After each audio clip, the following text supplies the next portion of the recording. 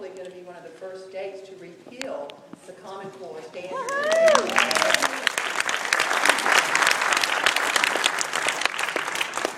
You know, and I wanted to share a little bit the way I got involved in this, and I'll go right back to what Representative Van Zandt said, and and I love serving with him in the House.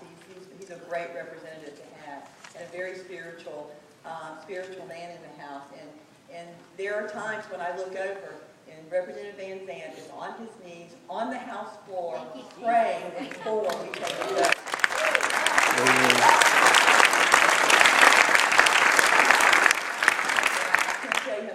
I appreciate your friendship in Capitol, and as people will say, you have very few friends when you go to Tallahassee. Amen. And I can tell you, I am honored to consider Representative Van Zandt as one of my friends. But I will tell you, the way I got involved with this, it goes right back to what he said. We are elected to listen to our constituents and not to go up with our ideas on what we want to do and change, or how we can benefit financially from serving in an office. We are supposed to go up there to look after our constituents and our people in the state of Florida. So I had a group of parents and teachers come in my office and said, what do you know about Common Core? And I had to be honest with them and say, well, I don't really know a whole lot about Common Core. I don't sit on education committees. There really hasn't been any discussion on the House floor about Common Core. So they started filling me in a little bit about Common Core. And I said, well, let me check into this, because this doesn't sound right. We're a state that don't believe in national education. We believe in state rights. We did not take up the national health care plan because we didn't believe in a national health care plan. And so if this was a national education plan, why in the world would we be embracing this concept? So I wrote it at that time to the Commissioner of Education, and I said, can you fill me in on the Common Core standards? So he wrote me back and referred me to the Fordham report and said these were high standards, and that's why we've adopted them, and read the report. So I did. I got a copy of the report and I read it. And as I was going through it, it didn't appear to me that they were any higher standards. Matter of fact, our math standards, as Mrs. Caruso had indicated, were higher than the Common Core standards. Our English standards were just slightly below, but in my view, not enough to be spending, $750 million that we got from Race to the Top to implement these programs. So I wrote him back again, and I said, well, I did read it. In the meantime, he was gone. So then we had Pam Stewart as interim. So I wrote Pam Stewart, and I said, I did read the report, and I still have some concerns about this. And she wrote me back the standard letter of, well, these are rigorous. You're not reading the whole concept. You're not looking at it as a whole. So, it's okay. So I said, okay. So then I started drafting a bill. And, what I had asked in the bill, just because I really did feel that it wasn't enough information out there, we didn't have enough public hearings. So we drafted a bill, and the first thing in the bill was that the state board must conduct one public hearing in each congressional district, which is 727 throughout the state, with at least one member of the State Board of Education in attendance at each hearing.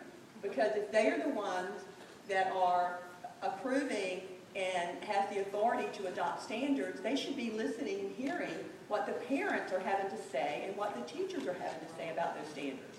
So that was the first thing that was in the bill. The second thing in the bill was to do a physical analysis of the projected cost of implementation of Common Core standards, and it must be developed by an independent consultant. Because I thought it was important to know, if we're going to change our standards, how much it's going to cost us to change it. The third component was before adopting and revising curriculum standards, the state board must compare the Common Core standards to other nationally recognized standards of student achievement. Again, do we need to be spending the money on, what are we spending the money on, and is it really standards that we need to change? The next component was that the state board may not adopt Common Core standards in curriculum areas other than the English language arts and math. And my thought there was that we have to stop it somewhere. If we can't stop it here, we need to say you are not going to adopt them in any other subject of our education. And then the next standard was, or the next item was, Florida must adopt its own valid, reliable, and timely testing of student performance. That was, we need to develop our own. And again, It wasn't to take the Common Core standards and, as Mrs. Caruso said, change it. It was to get out of it and look at what we can do that's better than what Common Core standards are. And then the most important one to me was this: Florida State Board of Education may not enter into any agreement that cedes to an outside entity control over curriculum, standards, or assessment. Amen. For them not to be an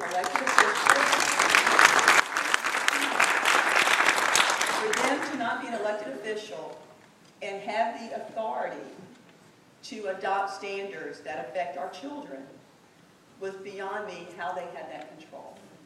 So that was the other part of the bill. Now,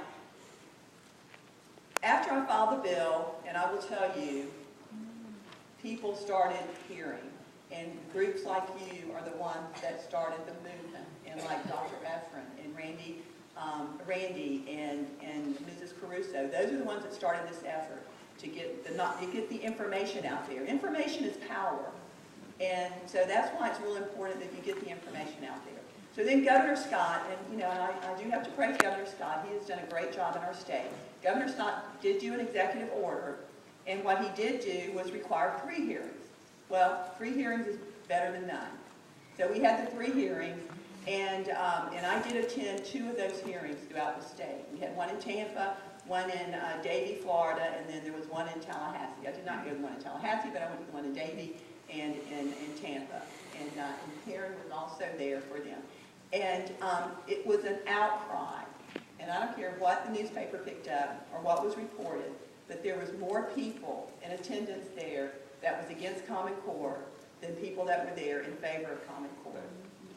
And there was a lot of information, a lot of comments that were made. So I was glad to see he put that in his executive order. The next one, the thing that he did not, though, was call for an analysis of the cost of it.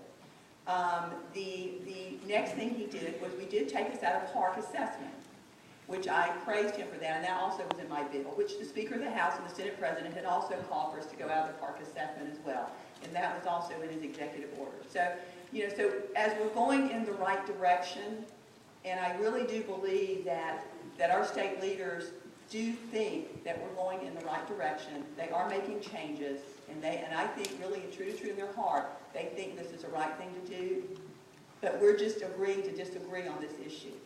Because in my view, we have to repeal what we have put in place. Amen. In order to ensure that we are not.